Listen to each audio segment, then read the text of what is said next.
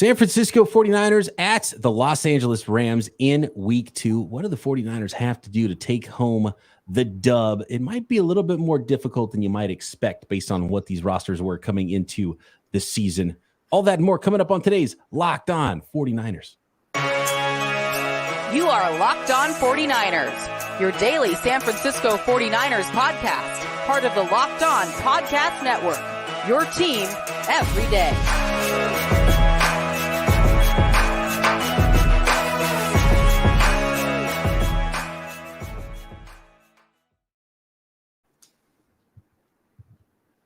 Locked On 49ers, Brian Peacock and Eric Crocker at BD Peacock at Eric_Crocker. Thanks everybody for making us your first listen on the Locked On Podcast Network, your team every day. Shout out to all the everydayers out there. Make sure you are one, subscribe on YouTube and everywhere you get your podcasts. Today's episode of Locked On 49ers is brought to you by the Gametime app. Download Gametime, create an account, and use code LOCKEDONNFL for $20 off your first purchase.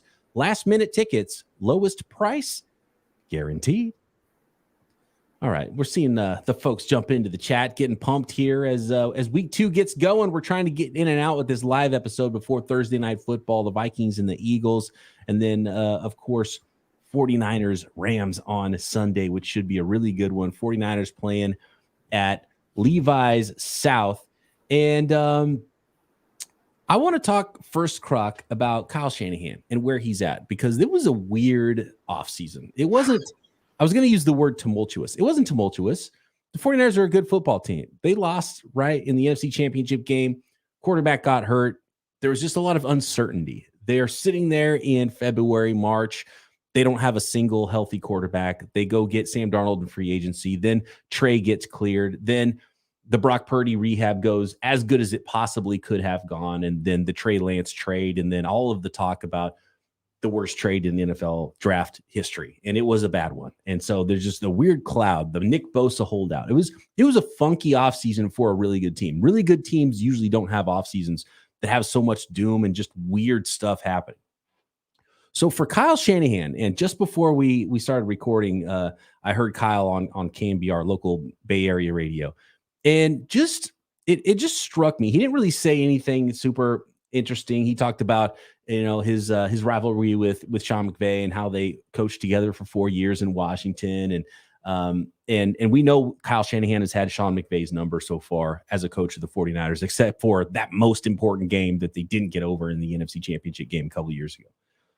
But just the vibe from Kyle Shanahan, because we did an episode a couple weeks ago, Croc, post Trey Lance trade, where you could tell Kyle was just kind of feeling the heat a little bit. By the way, Kyle's beard, 100% gray.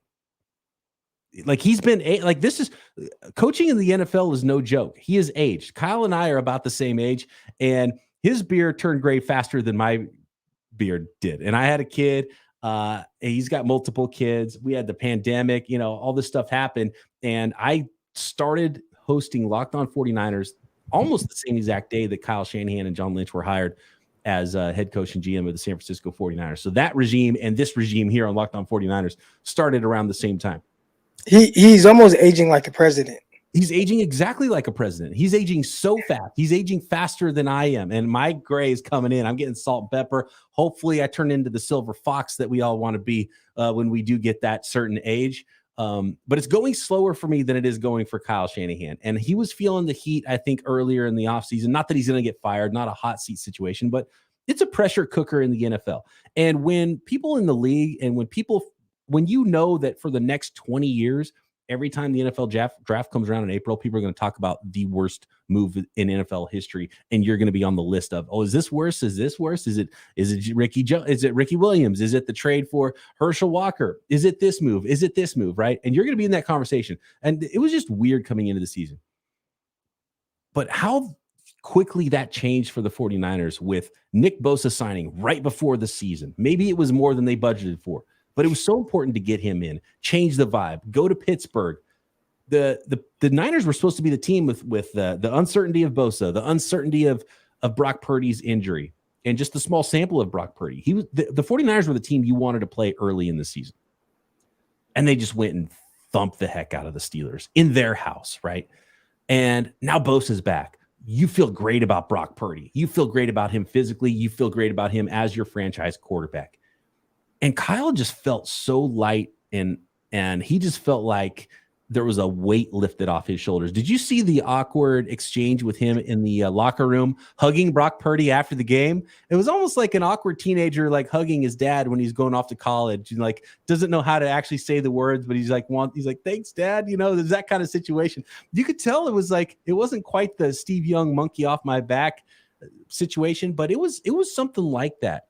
And just hearing Kyle talk, I think the tone of Kyle Shanahan, and I think the 49ers can hit that mid-season zone that they've taken a while to get to in recent years. I feel like they can hit that a lot sooner this year, and maybe they're just already immediately in it. And I feel like there's an extra hop in Kyle Shanahan's step and a weight lifted off his shoulders. And the 49ers are in a place, in a zone right now that is set up for, I think, extreme success. And I think it starts with the guy who I think is the biggest key to this game for the 49ers, in Kyle Shanahan defeating his old friend / nemesis in Sean McVay in week 2. You know, I think we talked a little bit about it, like right before the game, that there was a lot of, weird things that happened leading up to week 1. But I also said, if you go and crush Pittsburgh week 1, all that negativity, all that talk goes away. Now, if you lose, it's only going to get louder. And obviously the 49ers went and really handled business to the point where I felt like it was kind of a boring game to watch because they just dominated really from start to finish.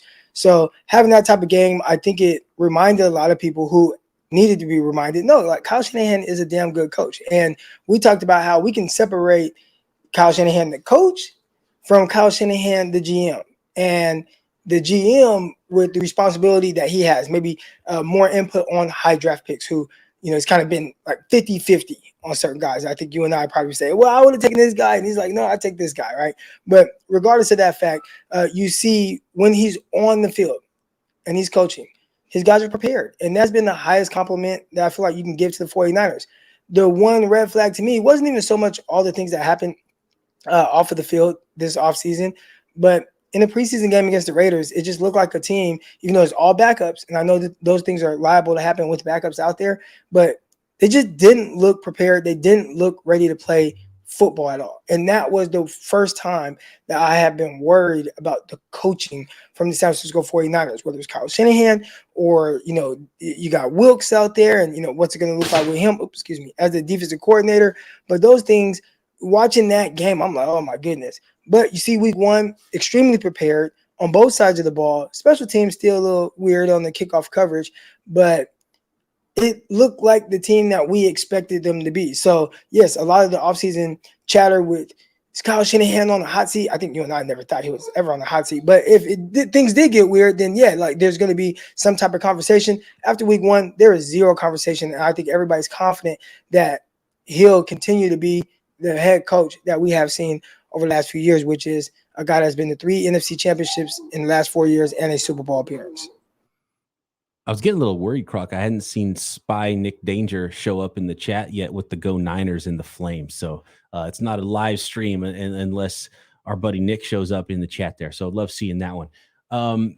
Yeah, no, I totally agree with you. And it's good vibes for the 49ers right now. And it's a little bit more, it feels like it could be like, look, and things are going to change so much in week 2 that we like, you have all these grand proclamations in week 1, and you think things are going to go a certain way for a team. You think things are going to go a certain way all off season, and it just changes so fast in the NFL. You think you know the league, you think you know what's going to happen in the league, and it'll throw you a left hook quickly. And so we'll see how this looks again in week 2. And a lot of teams that are 0-1 trying not to go 0-2, because then you only have like a 10% chance of making the playoffs if you're 0-2. And all of those types of things. And the 49ers and Rams right now are both 1-0. One more quick note, local radio, go to the other station in town, 95.7 The Game. Got to give them both their props. I think KBR has me on more often. 95.7 has you on more often. Yeah. So I think we're kind of split in that regard. Love the local radio. Have a lot of friends in local radio. But Rams announcer, former Ram player, DeMarco Farr was on this morning when I was taking my son to school, that I heard. And he said he would take Sean McVay over Kyle Shanahan. So I want to talk about that next and the reason why. And then, of course, we got to get into the keys to victory, what the 49ers have to do to beat the Los Angeles Rams. next. Today's episode of Locked On 49ers is brought to you by Gametime. Buying tickets to your favorite events should not be stressful. With killer deals on last-minute tickets and their best price guarantee, you can stop stressing over the tickets and start getting hyped for the fun you'll have at the next event. Gametime is the fast and easy way to buy tickets for all of your favorite sporting events, music, comedy, theater, anything near you. I went to a concert a couple weeks ago. Went to Gametime, boom, boom, tickets were there, super easy. It was general admission, so I didn't even need to see the photo of where my seats were. But when I went to the Giants game a couple weeks ago and got last-minute tickets, then I did see a photo of where my seats would be. You get images of your seat before you buy, so you know exactly what to expect when you arrive. Buy tickets in a matter of seconds, just 2 taps, and you are set. And tickets are sent directly to your phone, so you never have to dig through your email. The Gametime guarantee means you'll always get the best price. If you find tickets in the same section and row for less, Gametime will credit you 100%, 110% of the difference. So snag the tickets without the stress with Gametime. Download the Gametime app, create an account, and use code LOCKEDONNFL for $20 off your first purchase. Terms apply. Again, create an account and redeem code LOCKEDONNFL for $20 off. Download Gametime today. Last-minute tickets, lowest price, guaranteed. So DeMarco Farr's answer was a little bit interesting, Croc, when he was asked if he would take McVay or Shanahan. One, he works for the Rams and he covers the Rams games. So that was, come on. But he talked about the entire management style and player management. He said he could talk to a 14-year-old kid and a 14-year-old veteran and get them both to play at their maximum. And I thought that was a really interesting way that he put it. And I think I understand where he's coming from with that. And if I was to take a guy to coordinate my team and to win a football game with X's and O's, I would probably take Kyle Shanahan. And Sean McVay is a freak of nature too, though, with his memory and the way that these guys are all just built different. Do you remember? I think we talked about this in the offseason. Remember, it was the guy who was on the coaching staff in Washington with all of them, and I think he was a former player with Kyle, maybe in college or something like that. But he was part of the crew. It was McVay, it was LaFleur, it was Shanahan. They were all coaching together. And this guy who became, he changed careers. He stayed in sports, but he's on the agent side of things now instead of the coaching side of things, because he's listening to these guys talk about coaching and plays and all this. And he's like, I'm not sure I belong here. These guys are kind of freaks of nature, the way Kyle Shanahan's wired, the way his mind works, the way you hear Sean McVay talk, the way he's wired. I think there's a little bit more upbeat style from Sean McVay. Overall, game management, maybe you could argue, but I think just from a pure coaching standpoint, I think Kyle should get the nod over Sean McVay. And I think we've seen that results head to head. We have seen it head to head, but have we seen that just in general? Because their success has been very similar outside of obviously a Super Bowl victory, but they both been to actually McVay, he's been to multiple Super Bowls now. Yeah, that's tough. Because you have seen the head-to-head coaching, but what's the difference? The difference really might be one guy has Matthew Stafford, and he had Matthew Stafford with a lot of other talented players, especially with that Rams team kind of in their peak a couple years ago. Maybe that's the difference between one having a Super Bowl and the other one not. But I don't know. They're right there neck and neck. I think it really just comes down to preference and the type of coach that you like. Do you care if a guy is a little bit more loose with all of his players? Because with Kyle, it feels more so like there is a crew. They call them the Cabo crew, right? So there's kind of a crew that clearly have a lot of input and are really tight with him. But outside of that, it feels like everybody else is kind of like you kind of get in where you fit in. Whereas with McVay, it comes off as if he can really get the most out of everyone and them feel confident about where they are with him, where Kyle is like, if it's not this way, then you kind of end up in the doghouse. So definitely different personalities, but you do see Kyle open up more with definitely veterans and then with guys that just get it right now, right away, as opposed to being able to develop a guy. And that's where people sometimes have the issue with Kyle, where it's like, have you ever seen him develop a quarterback? Right. And it's like, not really. They kind of come ready to go. Like, I don't even know if he expected Brock to play as well as he did last year. And then it's like, oh, hell yeah, he just gets it. Like, keep it going, as opposed to seeing the ups and downs of a player and then having to figure out, okay, how do I bring this guy along? I feel like Kyle might not have like so much the patience for that, where maybe McVay does. So that might be kind of a little bit more of the difference. But even then, you say, well, McVay and them, instead of developing all their players, they went and grabbed a bunch of talented players. But then you can point to Goff, and Goff, after the first year, people are like, he's a dud. And all of a sudden he just, throws for a bunch of yards, wins a bunch of games, and ends up going to a Super Bowl for the Rams. So I do see like a different style. And from that standpoint, it just comes from preference, especially from fans. Like, fans, I don't think care. But as far as players and somebody that's close to it, like Favre is, and obviously Favre was a player as well, he might see it from a different angle. Now, I understand from that standpoint. I probably would rather play for McVay than Kyle as well. It's so a couple things here. One with Kyle, his style is a little bit more like speed dating. He's like, okay, you're not ready. Get out of here. And then he finds a guy. He's like, okay, cool. We're going. We found our guy.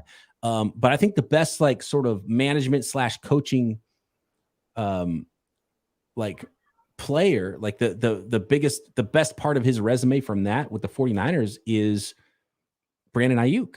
Because Brandon Ayuk was his guy in the draft. They traded up for his guy. He called him the best receiver in the draft, right? And they went and got his guy, or one of the top 2 receivers in the draft, I think is the way he put it. And I think the other guy was CD Lamb, we know. And then he went in the doghouse, but then he got out of it. And I don't know if that says more about Ayuk or more about Shanahan for allowing him out of it, but now it looks like Ayuk might be that wide receiver 1 for Kyle Shanahan. So like the whole process, and I do think Kyle's learning too. Like we all grow, we all learn. So I think he can get better at some of those things as well. But they're two completely different styles, and they're 2 completely different dudes, but they can both coach the hell out of a team. And my last point with the 2 coaches, and I know you got something else, Croc, is remember Kyle in 2017? This was a garbage roster in 2017, completely retooled, rebuilding roster. Then he got a decent quarterback, and they ripped off 5 or 6 straight wins to end the season. And you see Sean McVay this year is like, oh, this roster's terrible. We don't even know 10 of the 11 names on defense, but they got one good player on defense, and they got a quarterback. And guess what? They go out and beat the Seahawks in week 1. So like, you don't even have to have that much talent, but you got competence at quarterback and a couple of players, and they can coach a team to victory. Like, these dudes are 2 of the best in the league. I think you brought up something really good with Brandon Ayuk, and you talked about kind of the doghouse. And I think my pushback, and there's a kid outside my window, my pushback on that would be, does it have to take so long for a player to be a great coach, right? Should it take year 4 to start getting the most out of a player? Like, if maybe he would have gone about it a different way earlier on, would he have gotten better results right away? You know what I'm saying? So you look at, let's say Brandon Ayuk. And then Brandon Ayuk was coached by McVay, where maybe there's some things that McVay doesn't like that he's doing. And McVay's just like, oh, hey, man, don't worry about it. We're going to get it right. We're going to keep at it. Just keep working at it. You're going to get it. Don't worry about it. I'm going to keep throwing you the ball. You're going to be all right. And maybe like early on, like that would have helped Ayuk kind of come along faster, as opposed to doing the college way, which eventually did work. But maybe it just took a lot longer for him to finally like, okay, he has arrived. It's year 4. Because we see this. Most young guys struggle like at the receiver position coming into the NFL. It's not an Ayuk issue. It's not like, remember, Debo was like, man, I didn't even know the offense. Luckily, they just threw him tosses and things like that when he was a rookie. But there's a lot of receivers that kind of struggle. So it's really kind of on the coaches to figure out, all right, like, how can I just utilize this guy to what he does well and then bring him along that way? Well, Colin said, if we would have had healthier receivers, I wouldn't have even played Brandon Ayuk. So that's definitely a drastically different style of coaching. And I think that's why it kind of took as long as it has with Ayuk. Yeah, and obviously with the Lance thing, it was kind of like, man, enamored with the guy, and then nope, he's not it. Swipe right or swipe left. I've never used one of those apps. I don't know if it's good or bad to swipe. Was it left or right? Peacock, dude, I don't know. You don't know either? I've been married for 10 years, so or 8 years. We've both been we've both been in a thing for a long time. So those apps are foreign to me, but I do see some friends on those apps and they're swiping all the dang time. And I'm glad I'm not in the swiping mode. I'll tell you that. Kyle's definitely a swiper. Oh, he's a swiper for sure. All right. So next, keys to victory. Who's going to step up? Who's the new Daniel Brunskill for the San Francisco 49ers? Because there is one guy you got to stop more than any other on that, or at least slow down if you can, on that Rams defense. Next. Today's episode of Locked On 49ers is brought to you by BetterHelp Online Therapy. Has there ever been a time in your life when racing thoughts were keeping you up at night, waking you up early, or preventing you from being able to enjoy your life or fall asleep in the first place? That is the story of my life. That is what I've dealt with my entire life. You can never shut the brain off. Do you ever find that as you're trying to fall asleep, you just suddenly are thinking about everything? You're ready to do anything during your day that you weren't ready to attack earlier on in your day. Do your thoughts start racing right before bed or at any other inopportune moments? It turns out one great way to make those racing thoughts go away is to talk them through. Therapy gives you a place to do that. You can get all of your negative thought cycles out and find some mental and emotional peace, and maybe figure out where some of those thoughts and where some of those racing ideas are coming from. And sometimes you just need that weekly check-in to make sure you're hitting your checkpoints to create more of a sense of relief from some of the things that you need to take care of in your life. So if you're thinking of starting therapy, give BetterHelp a try. It's entirely online, designed to be convenient, flexible, and suited to your schedule. You don't have to race in traffic at lunchtime or after work or wherever to get a meeting. You just fill out a brief questionnaire, get matched with a licensed therapist, and switch therapists at any time for no additional charge. Get a break from your thoughts with BetterHelp. Visit BetterHelp.com/lockedon today to get 10% off your first month. That's BetterHelp, HELP.com/lockedon.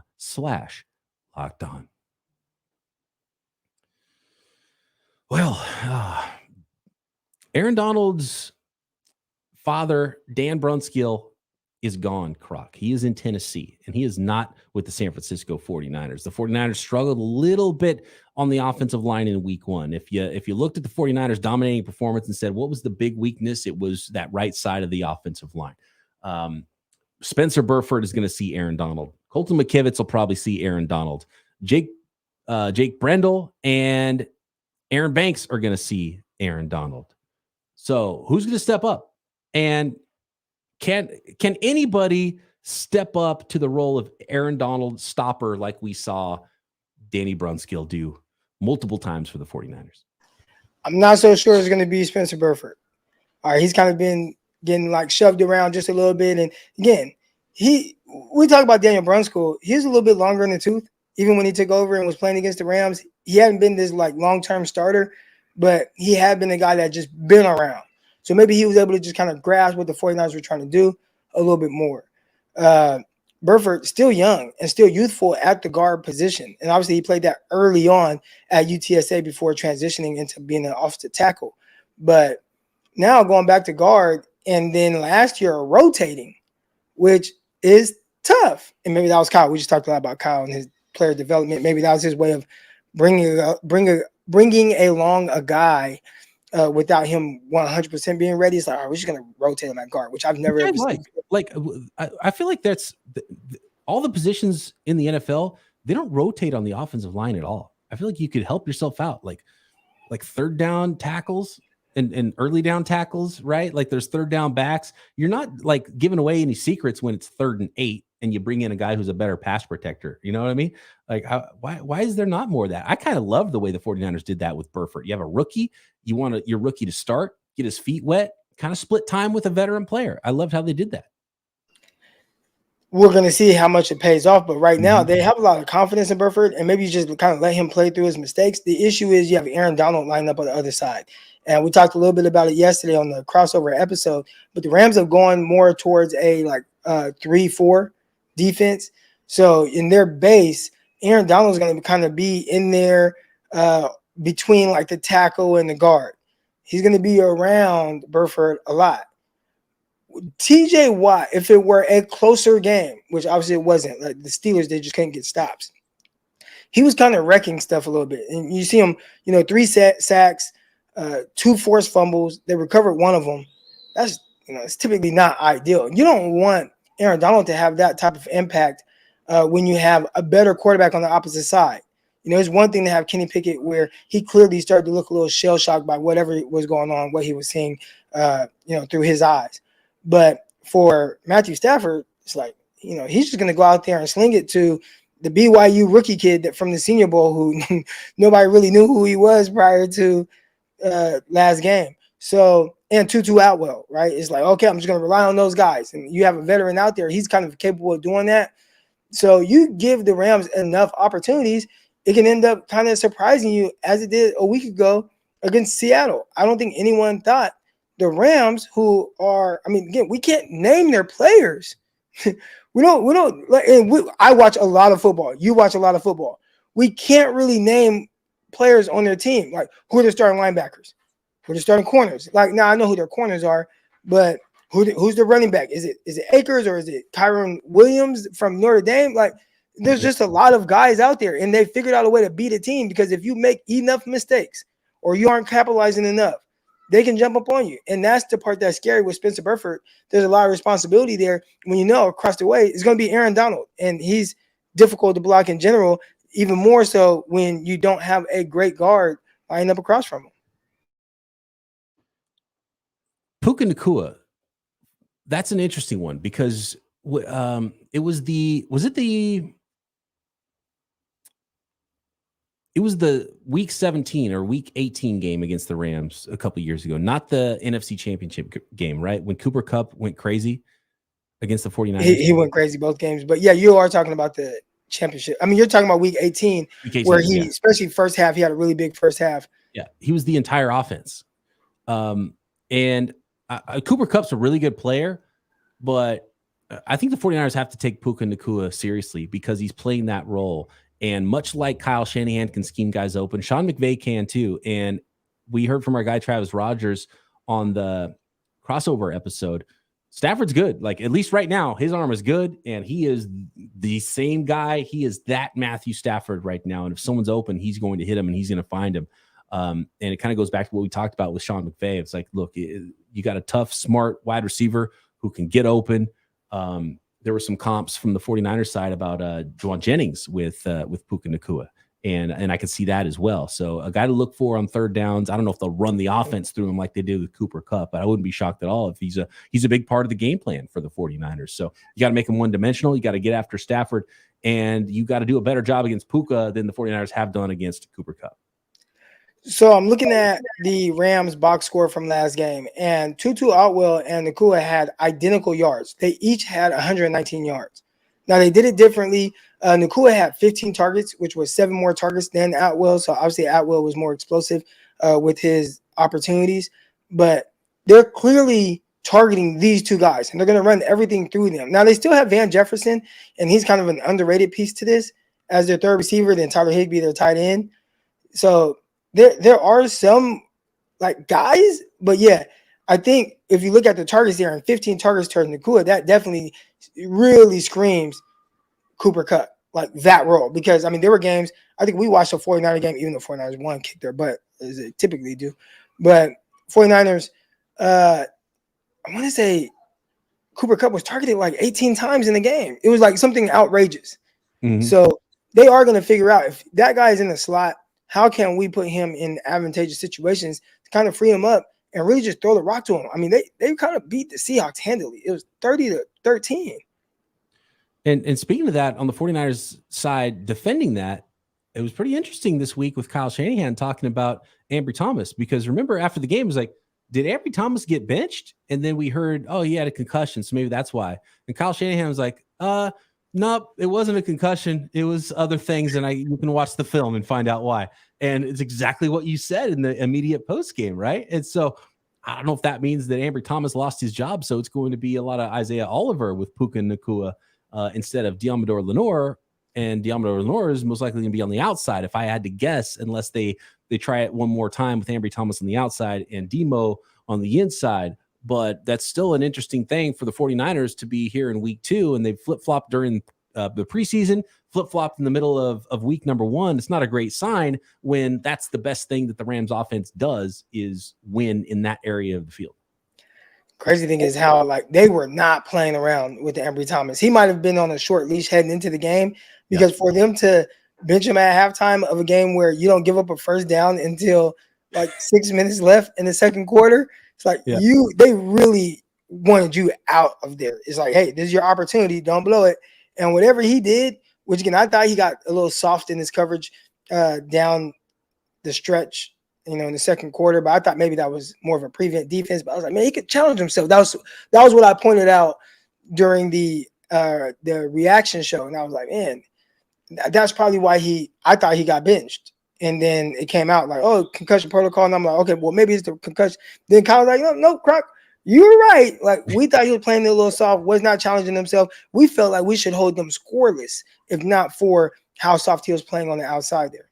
When you say soft, not soft physically, just soft coverage-wise, right? Oh, soft coverage-wise, yes. Yeah. Not really challenging yourself to maybe be a little bit more aggressive with breaking up passes. There were a lot of passes that were like in front of him, then maybe doesn't make the tackle, or that not from a softness standpoint, but just a guy picking up just extra yards where a coach is probably like, man, this is pitch and catch. Like, what are we doing out there? You're supposed to be plastered to this guy. What about this one? Golden Dragon in the chat says San Francisco 49ers secondary is nothing special. What do you think about that, Croc? I think, I've talked a lot about them throughout the offseason where I don't think that they are special in the sense of like physical, athletes, 6'1", 200-pound corner, runs a 4.3. Like they don't have like those type of special guys, but they have really good football players. They have guys that really get it. Between Gibson, Hufanga, and Ward, like they understand their jobs, their responsibilities, and they do them at a very high level. So I don't know if I would use the word special, but whatever is right below special, that's what they are. They're good. They're really good. They are very good, top to bottom. Like this roster is.